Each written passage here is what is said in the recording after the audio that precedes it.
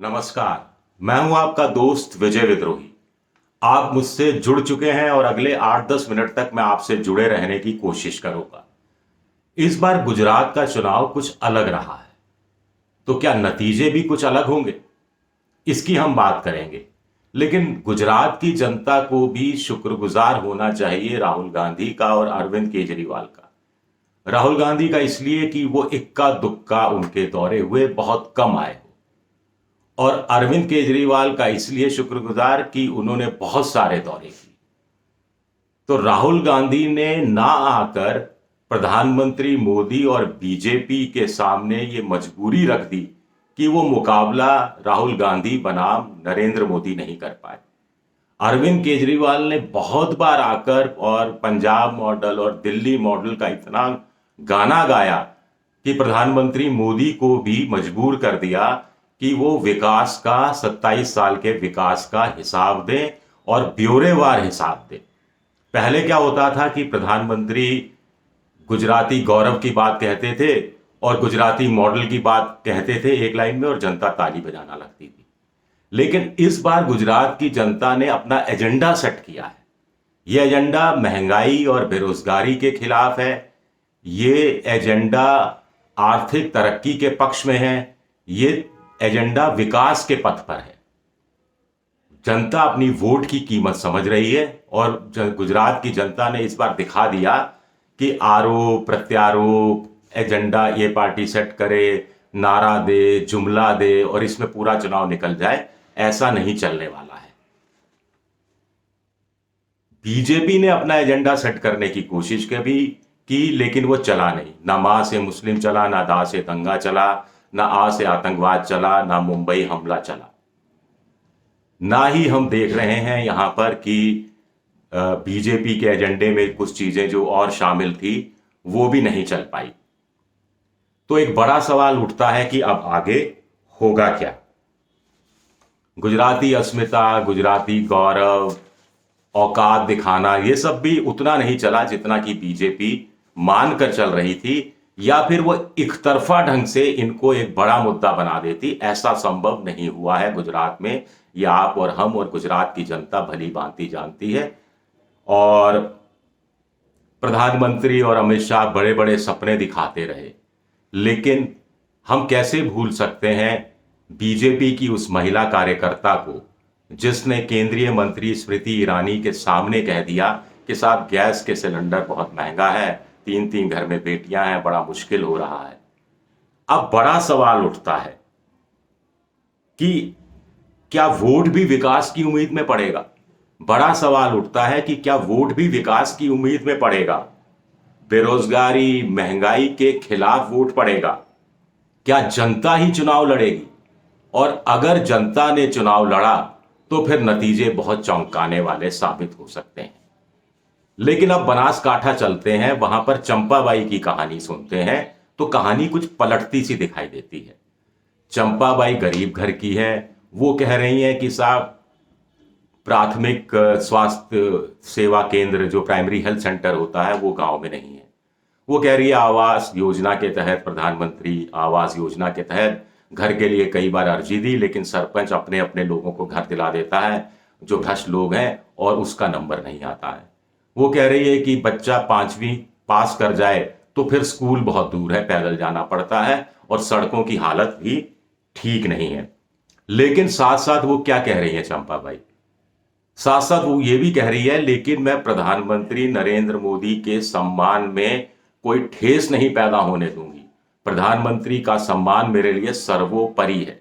ये बात वो कह रही हैं कांग्रेस के अध्यक्ष मल्लिकार्जुन खड़गे के 100 रावण वाला जो बयान उन्होंने दिया, जिसमें मोदी की तुलना 100 सर वाले रावण से की, उस संदर्भ में कह रही हैं। आगे चलते हैं, प्रभु भाई है एक उन्हीं के गांव की। वो कह रही हैं कि ये ठीक नहीं हुआ जो कुछ उसके साथ हो रहा है, यानी वो भी इन्हीं समस्याओं से, महंगाई है, घर नहीं मिलना है, सड़कें खराब हैं, हेल्थ सेंटर ठीक नहीं है, स्कूल दूर है, इस सब के लिए वो स्थानीय प्रशासन को जिम्मेदार ठहरा रही हैं और कह रही हैं कि मोदी जी का इसमें कोई लेना देना नहीं है, मोदी जी निर्दोष है। अब सौराष्ट्र की एक कहानी लेते हैं। सौराष्ट्र में एक और महिला का मैं इंटरव्यू देख रहा था। वो कह रही है कि स्थानीय सरपंचों ने काम कराए, लेकिन और इसमें मोदी जी का कोई लेना देना नहीं है। यानी जहां पर स्थानीय सरपंचों ने काम नहीं कराए, वहां पर मोदी जी का कोई कोई दोष नहीं है, और जहां स्थानीय सरपंचों ने काम कराए, वहां मोदी जी का कोई लेना देना नहीं है। ये कहानी क्या है? ये पहली बार मैं सुन रहा हूं इस तरह की चीजें गुजरात की जनता से। इससे दो चीजें साफ होती हैं मेरी नजर में दोस्तों, दो चीजें साफ होती हैं। एक, अगर मोदी के सम्मान की चिंता ज्यादा है, यानी चंपाबाई जैसी महिलाओं की तादाद ज्यादा है जो मोदी के सम्मान की, मोदी के अस्मिता की चिंता ज्यादा कर रही हैं, तो बीजेपी चुनाव जीत रही है। और अगर विकास की चिंता है, बदलाव की चिंता है, अपनी बदहाली की चिंता है, तो फिर बीजेपी मुश्किल में फंस सकती है। अब एक बात गुजराती अस्मिता, गुजराती गौरव की बीजेपी के लोग बहुत करते हैं, लेकिन क्या गुजराती गौरव और गुजराती अस्मिता सिर्फ प्रधानमंत्री नरेंद्र मोदी के से ही जुड़ा हुआ है, उनकी शख्सियत से ही जुड़ा हुआ है, या फिर 4,90,00,000 मतदाता हैं, उनकी व्यक्तिगत जिंदगी की खुशहाली से भी जुड़ा हुआ है? लोग सवाल उठा रहे हैं कि मोदी जी तो महासचिव हुआ करते थे, फिर मुख्यमंत्री हो गए, फिर प्रधानमंत्री हो गए, अब विश्वगुरु हो गए, लेकिन हमें क्या मिला? चंपाबाई को क्या मिला?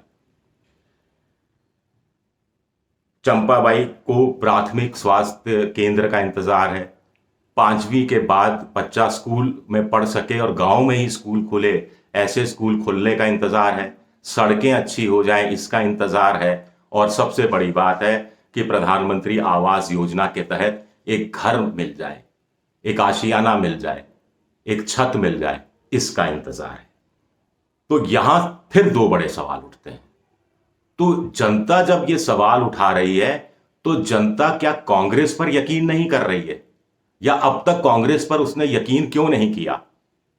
दूसरा, अब जब आम आदमी पार्टी मैदान में आ गई है, तो क्या जनता अब आम आदमी पार्टी पे यकीन करेगी? जनता कुल मिलाकर ऐसा लगता है कि दोराहे पर आकर खड़ी हो गई है। कुल मिलाकर लगता है कि जनता दोराहे पर गुजरात की जनता खड़ी है कि एक सरकार को हराना है, एक सवाल है। एक सवाल है कि सरकार को हराना है, दूसरा सवाल फिर इसके साथ जुड़ा है, तो फिर किसकी सरकार को बनाना है? किसकी सरकार को बनाना है अगर सरकार को गिराना है?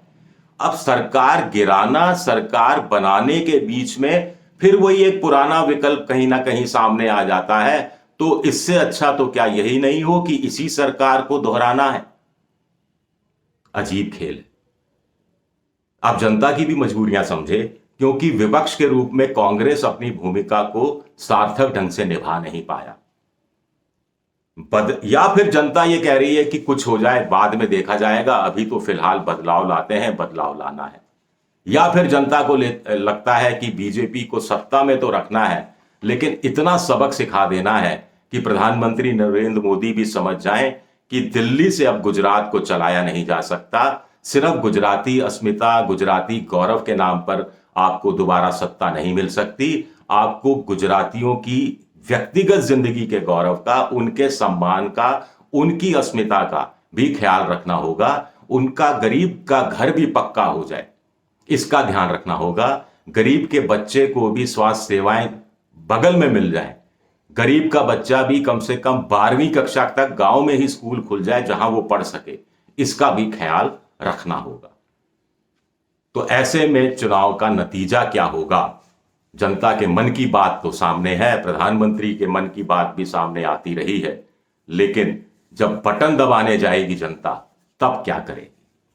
शुक्रिया आप सबका, बहुत बहुत शुक्रिया। मगर ये मेरा वीडियो अगर आपको पसंद आया हो और आपको लगे कि मेरे चैनल को सब्सक्राइब किया जा सकता है, तो सब्सक्राइब कीजिए, लाइक कीजिए, अपने सुझाव दीजिए। आपको लगे कि मेरी बातों से आप सहमत हैं और अपने दूसरे दोस्तों तक भी मेरी बात पहुंचाना चाहते हैं, तो फिर शेयर भी कीजिए।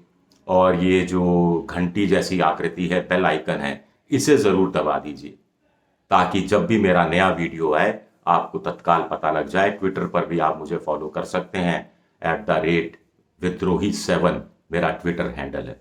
शुक्रिया आप सबका, बहुत बहुत शुक्रिया।